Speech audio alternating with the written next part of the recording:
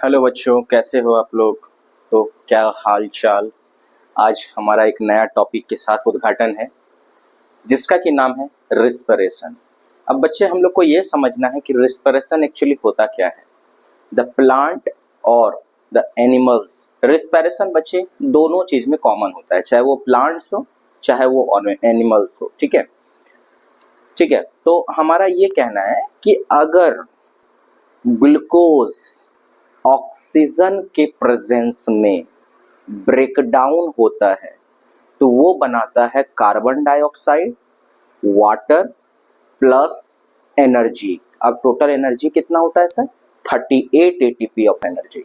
तो वही चीज हम लोग को ये देखना है। ये सब तो हमारा एक नोट्स के फॉर्म में दिया गया है रिस्पिरेशन चैप्टर का, या फिर आप बोल रहे हैं किसी के लिए ये चैप्टर है, जैसे सीबीएसई वाले बच्चे के लिए एक टॉपिक है और आईसीएसई वाले बच्चों के लिए ये एक चैप्टर हो जाता है।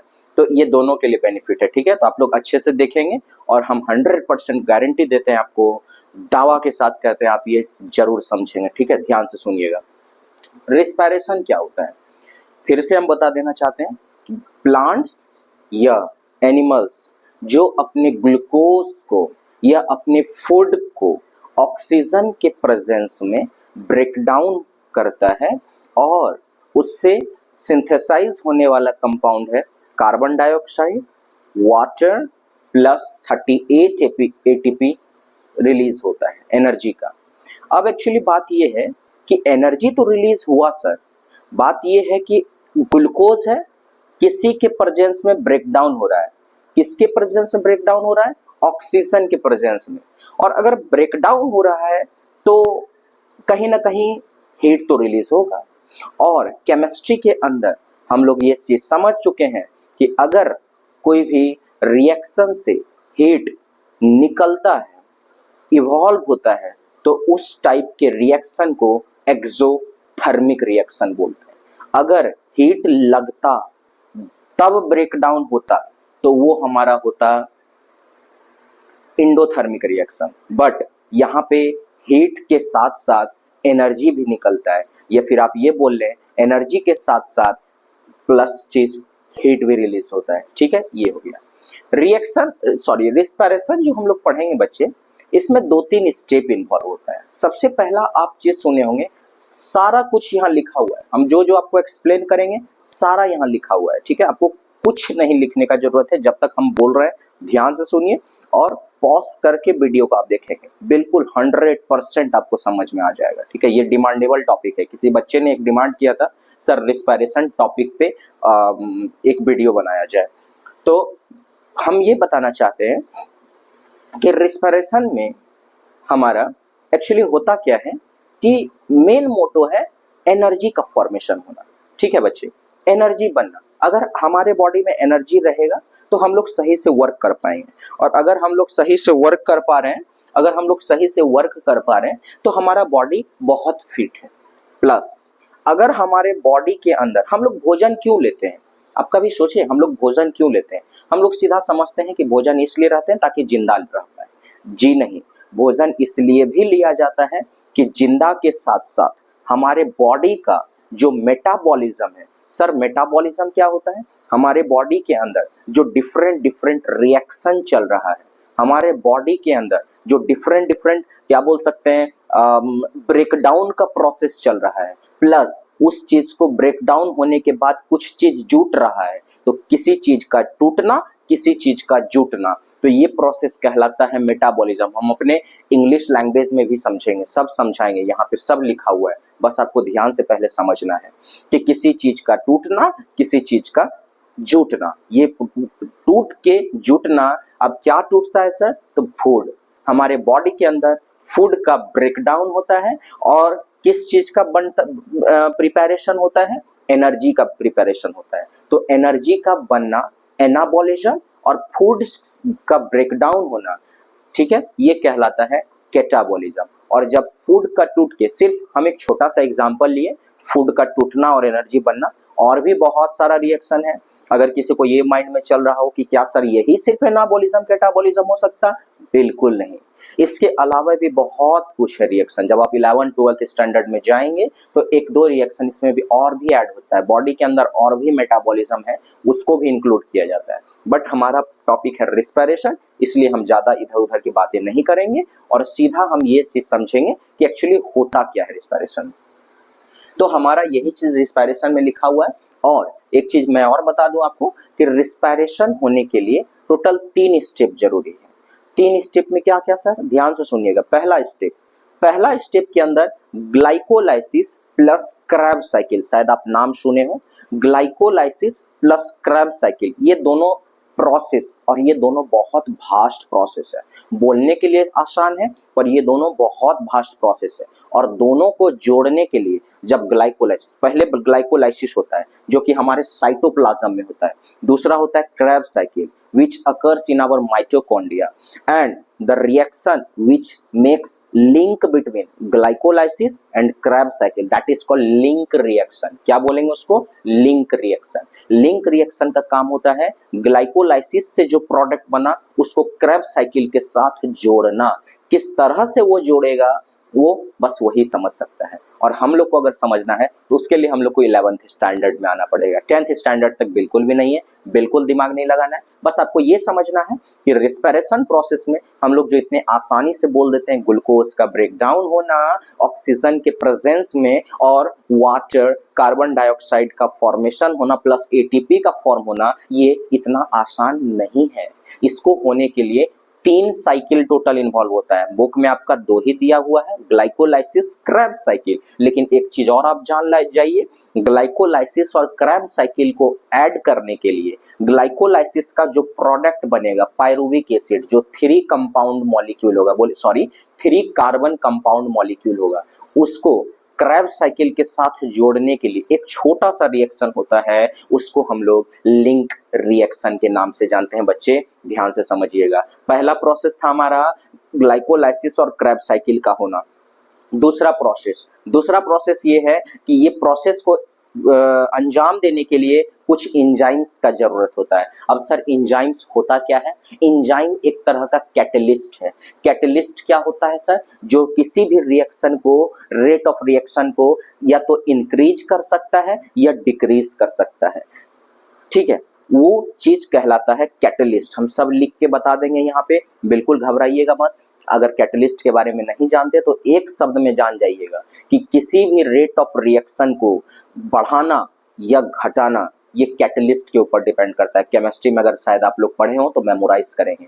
कैटलिस्ट 2 तरह का होता है, एक तो पॉजिटिव कैटलिस्ट, एक निगेटिव कैटलिस्ट। निगेटिव क्या है? हम किसी के बारे में निगेटिव बोल रहे हैं, इसका मतलब मेरे से उसका दुश्मनी चल रहा है। किसी के बारे में पॉजिटिव बोल रहे हैं तो वो हमारा प्लस पॉइंट है, मतलब हमारा दोस्ती उसके साथ ज्यादा है। ठीक है, ये ध्यान रखिएगा। तो बस वही चीज हो गया। तो प्लस वाला कैटलिस्ट है रिएक्शन को बढ़ाएगा, उसका साथ देगा। लेकिन निगेटिव वाला कैटलिस्ट साथ नहीं देता है, वो उल्टा चलता है, वो रेट ऑफ रिएक्शन को घटा देता है, उसको कुछ इस तरह से करता है। वो नाम होता है कैटलिस्ट का, डिफरेंट कैटलिस्ट है। आप ऑर्गेनिक केमिस्ट्री के अंदर 11th क्लास के अंदर पढ़ेंगे। अब आप तो 10th स्टैंडर्ड 9th स्टैंडर्ड के बच्चे हैं, 10th स्टैंडर्ड में जाने वाले हैं, तो हम आपको यही कहना चाहेंगे, बहुत सारा पॉइंट ऐसा मिलेगा आपको आपकी जिंदगी में, या आपको टीचर बताएंगे जो हायर क्लास के लिए होगा, तो उसके लिए आपको घबराना बिल्कुल नहीं है। टीचर आपको इतना एक्सप्लेन जरूर कर देंगे जो कि आप समझ पाए बच्चे।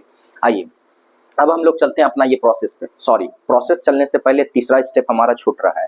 2 स्टेप हम कवर कर चुके हैं, ग्लाइकोलाइसिस, क्रेब्स साइकिल। दूसरा स्टेप था हमारा, इस रिएक्शन को कराने के लिए एंजाइम का जरूरत पड़ेगा। पहला ग्लाइकोलाइसिस क्रेब्स साइकिल को कराने के लिए एंजाइम का जरूरत। तीसरा प्रोसेस में हमारा ये था कि अगर एनर्जी बन जाता है तो एनर्जी को भी यूज करने के लिए एटीपी का जरूरत पड़ता है, और अगर एटीपी यूज करना है, बॉडी को एनर्जी की जरूरत है, फिलहाल अभी हमको चाहिए तो उस टाइम हमको बॉडी एटीपी देगा। और अगर हम सोए हुए हैं, रेस्ट मोड में हैं, तो वो एटीपी को एनर्जी के, जो एनर्जी कन्वर्ट हुआ था कहाँ से, CO2 plus H2O plus 38 ATP का, वो एटीपी को स्टोर कर देता है एडीपी के फॉर्म में। ध्यान रखिएगा, एडीपी क्या है sir? Adenosine diphosphate. 2 phosphate group है, फॉस्फेट ग्रुप कहने का मतलब 2 फॉस्फोरस ग्रुप है, और एटीपी में 3 फॉस्फोरस ग्रुप है। ठीक है, इस चीज को समझ गए। अब आइए थोड़ा सा यहाँ पे देखते हैं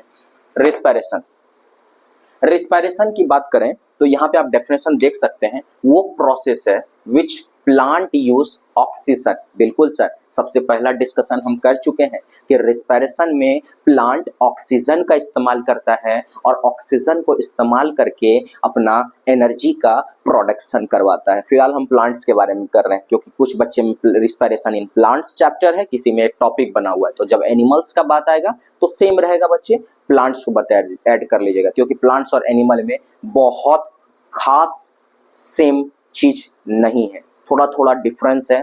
बोले तो सेल वॉल को लेके और भी बहुत कुछ है हमारे अंदर, और सर्कुलेटरी सिस्टम है, उसके अंदर कंडक्टिव टिश्यू है जो कि कंडक्ट करता है सारे मटेरियल को एक्सेट्रा। चलिए फिलहाल हमारा ये पॉइंट है कि which play us oxygen, sorry plants use oxygen to break down sugar. Sugar बोले तो ग्लूकोज, ग्लूकोज बोले तो अब आप एक चीज जान जाइए, ग्लूकोज एक कार्बोहाइड्रेट का फॉर्म है जो सिंपल शुगर की तरह एक्ट होता है। जैसे ग्लूकोज का फॉर्मूला C6H12O6 होता है, इस चीज को ध्यान रखिएगा।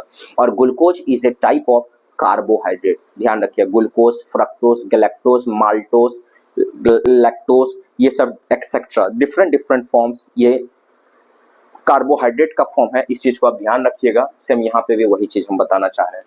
अब and organic nutrient, organic nutrient कहने का मतलब ये हो गया कि जो न्यूट्रिएंट, जैसे क्या कहा गया, break down sugar and other organic nutrient to produce energy for growth, reproduction and other life. ये रिप्रोडक्शन हम शॉर्ट में ही लिखे हैं इसको, sugar and organic nutrient. Sir organic nutrient का मतलब क्या हो गया, दो टाइप का न्यूट्रिएंट होता है हमारे केमिस्ट्री के हिसाब से, ऑर्गेनिक, एक दूसरा होता है इनऑर्गेनिक। ऑर्गेनिक न्यूट्रिएंट होता है अगर प्लांट और एनिमल डेड और डिके मैटर्स के द्वारा कन्वर्ट हुआ है, वो मैन्योर कहलाता है। मैन्योर है तो ऑर्गेनिक होगा, खाद, जैविक खाद जिसको बोलते हैं हम लोग हिंदी में, जो कि अर्थवॉर्म को यूज करके बनता है, उसमें केमिकल बिल्कुल यूज नहीं होगा। और उसमें जो इंसेक्टिसाइड, पेस्टिसाइड का जो इस्तेमाल होता है वो इस्तेमाल किया जाता है नीम का पत्ता को, तीखा पत्ता जो तीखा होता है ना, तुलसी जो तीखा नेचर का होता है ना, ठीक है, वो उसका इस्तेमाल किया जाता है, ये ध्यान रखिएगा।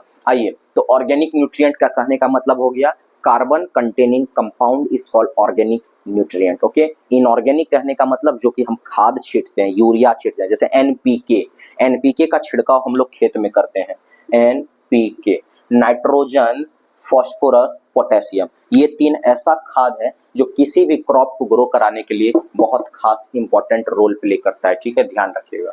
तो ऑर्गेनिक न्यूट्रिएंट ये नहीं है बिकॉज ये कार्बन कंटेनिंग कंपाउंड नहीं है। कार्बन कंटेनिंग कंपाउंड क्या हो गया सर, CO2, H2O, H में सर वहां पे तो ऑर्गेनिक नहीं है वाटर, लेकिन कोई बात नहीं, आप इस्तेमाल कर सकते हैं, वाटर भी एक तरह से सॉल्वेंट की तरह इस्तेमाल किया जाता है, ठीक है। लेकिन ऑर्गेनिक न्यूट्रिएंट का to produce energy for growth, energy क्यों चाहिए सर हमको, ग्रोथ के लिए, हमारा बॉडी सही से ग्रोथ कर सके। उसके बाद सेकंड में रिप्रोडक्शन के लिए, अगर हम रिप्रोडक्शन करेंगे या प्लांट रिप्रोडक्शन करेगा, भले जिस मेथड से करे, सेक्सुअली करे या एसेक्सुअली करे, चाहे बाइनरी फिजन से करे, जो भी करे, एनिमल्स करे चाहे प्लांट्स करे, जैसे भी हो, चाहे वो यूनिसेल्युलर क्यों ना करे, लेकिन अगर रिप्रोडक्शन कर रहा है इसका मतलब ये है कि वो अपने स्पीसीज को आगे बढ़ाना चाहता है। उसके बाद एंड अदर लाइफ प्रोसेस, ठीक है। उसके बाद हमारा रिएक्शन देख सकते हैं C6H12O6 प्लस 6O2 है, ये बैलेंस किया हुआ रिएक्शन है, ध्यान रखिएगा। उसके बाद जब इंजाइम को इस्तेमाल करता है तो वो 6CO2 6H2O plus 38 ATP plus heat के अंदर कन्वर्ट हो जाता है। अब आइए 3 इंपॉर्टेंट कैरेक्टरिस्टिक ऑफ रिस्पायरेशन, जो कि हम अभी थोड़ा देर पहले चर्चा किए थे। सबसे पहला चर्चा हम लोग खुद कर चुके थे, ब्रेकडाउन ऑफ ग्लूकोज, ग्लूकोज का ब्रेकडाउन होना। ग्लूकोज का ब्रेकडाउन दो प्रोसेस से होता है हमारा। एक प्रोसेस कहलाता है, जैसे अगर हम लिखना चाहें तो एक प्रोसेस हमारा कहलाता है, एक मिनट, एक प्रोसेस हमारा कहलाता है ग्लाइकोलाइसिस। ब्रेकडाउन जो होता है हमारा ग्लूकोज का, ग्लाइकोलाइसिस, ग्लाइको मीन्स होता है ग्लूकोज, लाइसिस मतलब ब्रेकडाउन। अब ग्लूकोज का ब्रेकडाउन होना ये प्रोसेस कहलाता है ग्लाइकोलाइसिस। ग्लूकोज का ब्रेकडाउन होना, लाइसिस मींस ब्रेकडाउन, ठीक है, ये ध्यान रखिएगा। ग्लूकोज का ब्रेकडाउन होगा तो क्या बनेगा सर, और किसके प्रेजेंस में ग्लूकोज ब्रेकडाउन करेगा, ऑक्सीजन के प्रेजेंस में क्या बनाएगा, carbon dioxide plus water plus ATP बनाएगा। एटीपी का फुल फॉर्म क्या होता है, हम यहाँ पे लिख देते हैं, ये आपके बुक में भी दिया हुआ है, adenosine try phosphate, this is the full form of ATP. और एडीपी का क्या होता है, एडीपी, एडिनोसाइन सेम, बस ट्राई की जगह डाई, बाकी सब फॉस्फेट, ठीक है, ये ध्यान रखिएगा, डाई आ जाता है, बाकी ये दोनों सेम है, बस यहाँ ट्राई की जगह डाई आ जाएगा, उसको बोलेंगे हम लोग। उसके बाद हमारा क्या प्रोसेस हुआ, ब्रेक डाउन ऑफ ग्लूकोज। सबसे पहला प्रोसेस हुआ हमारा break down of glucose. Break down of glucose क्या होता है, सबसे पहला पॉइंट में ग्लाइकोलाइसिस के प्रोसेस में होता है। ग्लाइकोलाइसिस के दौरान क्या होता है, ग्लूकोज का ब्रेक डाउन होके किस चीज में कन्वर्ट होता है, पायरूवेट, पायरूवेट। क्यों, ग्लूकोज यहाँ पे 6 कार्बन मॉलिक्यूल है तो थोड़ा फास्ट पड़ जाता है, उसको छोटा में कन्वर्ट किया जाएगा ताकि इजीली डाइजेस्ट हो सके, और इजीली डाइजेस्ट होगा तो इजीली एनर्जी बना सकेगा। तो ये पायरूवेट 3 कार्बन कंपाउंड है। तो एक बात आप सोच के कमेंट सेक्शन में हमको बताइएगा कि 6 कार्बन मॉलिक्यूल ग्लूकोज था और ब्रेकडाउन हुआ पायरूवेट में 3 कार्बन मॉलिक्यूल में, तो 3 कार्बन मॉलिक्यूल जैसा जैसा कितना पायरूवेट बनेगा, 6 कार्बन मॉलिक्यूल का ग्लूकोज था, 3 कार्बन मॉलिक्यूल का पायरूवेट था, तो कितना पायरूवेट टोटल तैयार होगा, हमको कमेंट सेक्शन में आप जवाब देंगे, ठीक है। तो हम समझेंगे कि आप समझ चुके हैं।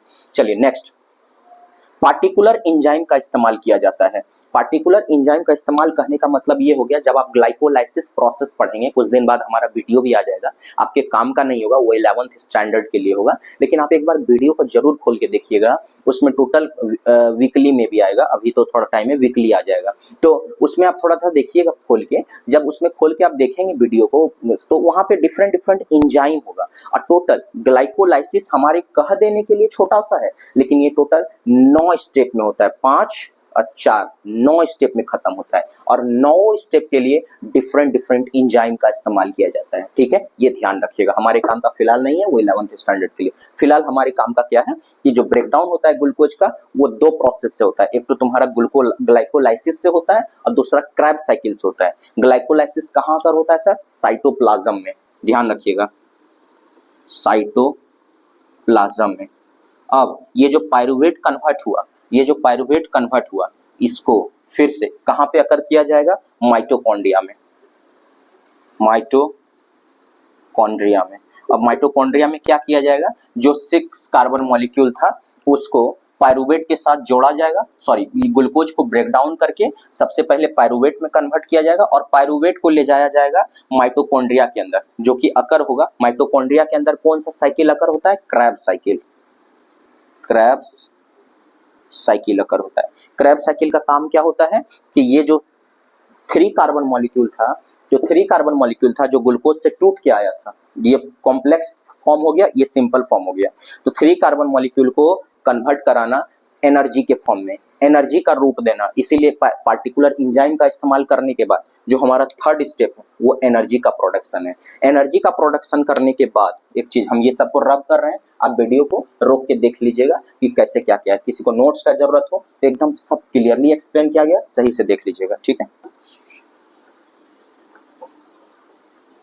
चलिए हम लोग देखते हैं कि जो यहाँ पे जो एनर्जी है, ठीक है, एनर्जी है, एनर्जी जो हम लोग पढ़ते आ रहे हैं कि 38 एटीपी एनर्जी का इस्तेमाल किया जाता है। तो इस एनर्जी को अगर बॉडी यूज करेगा तो इसको कन्वर्ट किया जाएगा एटीपी में, ठीक है।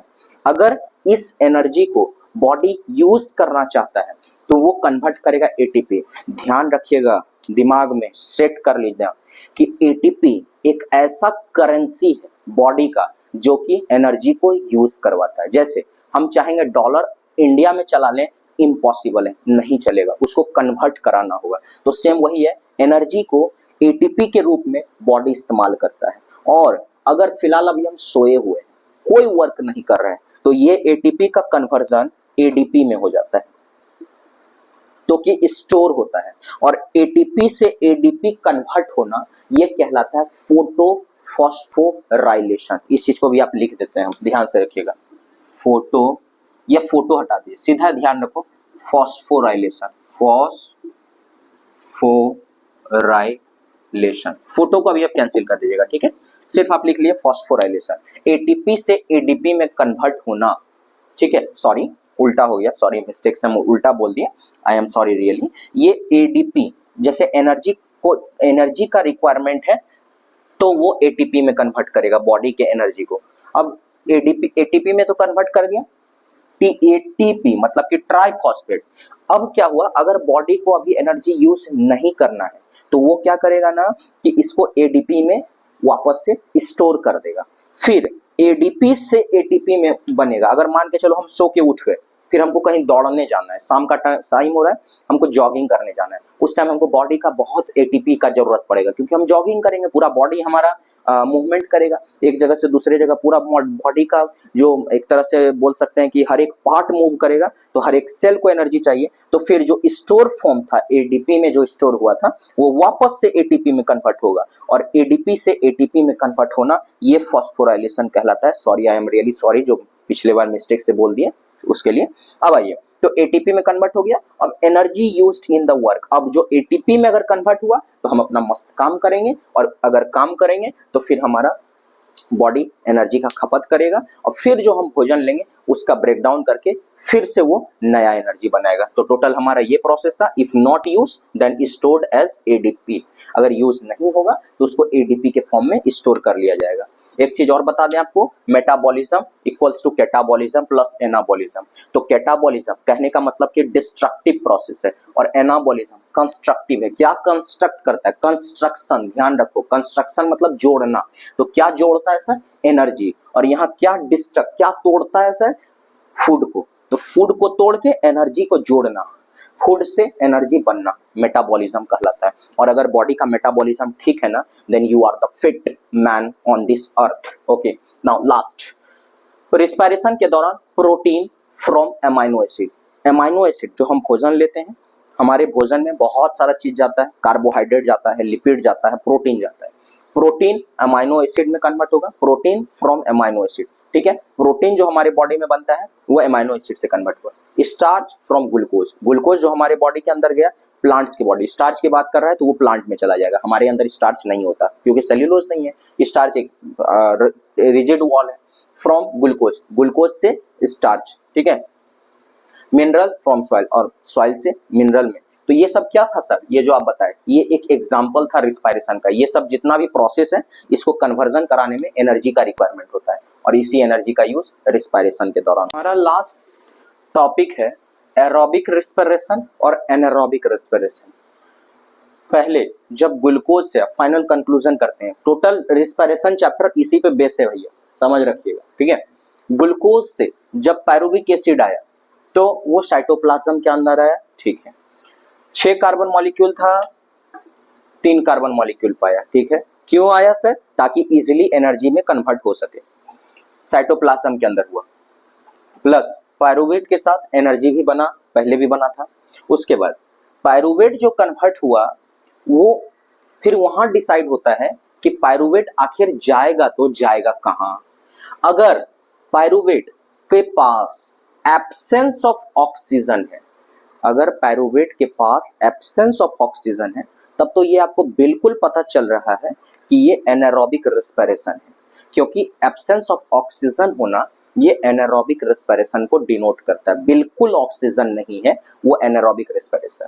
और अगर एनारोबिक टाइप का रिस्पिरेशन है तो वो ईस्ट में किया जाएगा, और ईस्ट में किया जाएगा तो ईस्ट का इस्तेमाल फर्मेंटेशन में किया जाता है, फर्मेंटेशन में, जिसके बेसिस पे एक प्रैक्टिकल भी दिया हुआ है आपके बुक में। प्रैक्टिकल आप खुद से देख लेंगे, प्रैक्टिकल हम यहाँ डिस्कस नहीं करने वाले हैं, वीडियो लंबा हो जाएगा। उसके बाद जब ये एब्सेंस ऑफ ऑक्सीजन में था, ये पायरुवेट 3 कार्बन मॉलिक्यूल कन्वर्ट हो गया इथेनॉल में। इथेनॉल का फॉर्मूला आप केमिस्ट्री के अंदर जानते हैं, C2H5OH होता है, ठीक है। उसके बाद ऐसे एक बार देख भी लीजिएगा, इथेनॉल का फॉर्मूला कंफर्म हो लीजिएगा। 2 कार्बन मॉलिक्यूल था ethanol, plus carbon dioxide plus energy. Energy तो बना, लेकिन उतना एनर्जी नहीं बना जो कि एग्जैक्ट बनना चाहिए। आप देख सकते हैं यहाँ 2 ATP एनर्जी बनता है, यहाँ पे एब्सेंस ऑफ ऑक्सीजन। अब आती है बात एरोबिक रिस्पिरेशन का। यहाँ पे 2 केस बनता है। एरोबिक है तो प्रेजेंस ऑफ ऑक्सीजन होगा, प्रेजेंस ऑफ ऑक्सीजन तो है, लेकिन एक केस आप ये भी सोच सकते हैं कि लैक ऑफ ऑक्सीजन भी हो सकता है। लैक भी तो परजेंसी है ना, भले कम अवेलेबल है। ज्यादा अमाउंट में होता तब तो सिंपल है कि ऑक्सीजन बहुत अवेलेबल है, लेकिन कम अमाउंट में है तो उसको हम लोग एरोबिक को 2 केस में लेंगे। एक केस हमारा रहेगा प्रेजेंस और दूसरा केस रहेगा हमारा लैक में। ठीक है, आइए तो यहाँ पे देखते हैं लैक ऑफ ऑक्सीजन की बात करें, जो कि हमारे मसल सेल में होता है। कब होता है सर? जब हम लोग खेलते हैं, दौड़ते हैं तो हम लोग थक जाते हैं, ऐसे करने लगते हैं। तो ये थकने का मतलब ये हुआ कि बॉडी और ऑक्सीजन को डिमांड कर रहा है। ऑक्सीजन तो है पर उसको और ऑक्सीजन चाहिए, और अगर उसको ऑक्सीजन नहीं मिलेगा तो फिर वो आपको बेहोशी की हालत में लाके छोड़ देगा। बॉडी का ये हालत होता है। ठीक है, तो लैक ऑफ ऑक्सीजन है तो आप हपस रहे हैं, तो वो मसल सेल में जब आप दौड़ते हैं तो पैर में आपको दर्द होता है। ये जो जिम जाता है उसको बाइसेप्स में दर्द करता है, ये शोल्डर दर्द करता है। क्यों? क्योंकि यहाँ का जो सेल है वो ऑक्सीजन सारा यूज कर चुका है। जब डंबल उठाया जाता है तो वो भारी होता है, तो भारी होता है तो यहाँ का ऑक्सीजन यूज हो चुका है, इसके वजह से। अब जब लैक ऑफ ऑक्सीजन होगा तो वहां बनेगा लैक्टिक एसिड। लैक्टिक एसिड बनेगा, ध्यान रखिएगा। और लैक्टिक एसिड आपको फैटीज कम महसूस कराएगा, फैटीज थकान, जो कि 3 कार्बन मॉलिक्यूल होगा प्लस एनर्जी होगा, जो कि हमारे मसल सेल में होगा। ऑक्सीजन अगर पूरा रहता तो ये पायरुविक एसिड माइटोकॉन्ड्रिया में जाता, लेकिन माइटोकॉन्ड्रिया में नहीं पहुंच पा रहा है। आप देख सकते हैं यहाँ पे भी, इसमें तो एब्सेंसी, इसका तो बात ही छोड़ दी। यहाँ पे माइटोकॉन्ड्रिया में जाते जाते सेल में ही रह गया। माइटोकॉन्ड्रिया में जाता because mitochondria is known as powerhouse of the cell. So अगर लास्ट में प्रेजेंस ऑफ ऑक्सीजन है तो ये माइटोकॉन्ड्रिया में होगा, और अगर माइटोकॉन्ड्रिया में होगा तो carbon dioxide, water plus 38 ATP का फॉर्मेशन होगा, जो कि हम लोग में ये अकर होता है। अब एक बार ये देख लेते हैं, प्रेजेंस ऑफ ऑक्सीजन, बिल्कुल सर, यहाँ एब्सेंस ऑफ ऑक्सीजन, यहाँ लैक ऑफ ऑक्सीजन भी आ सकता है, जो कि आप देख चुके हैं।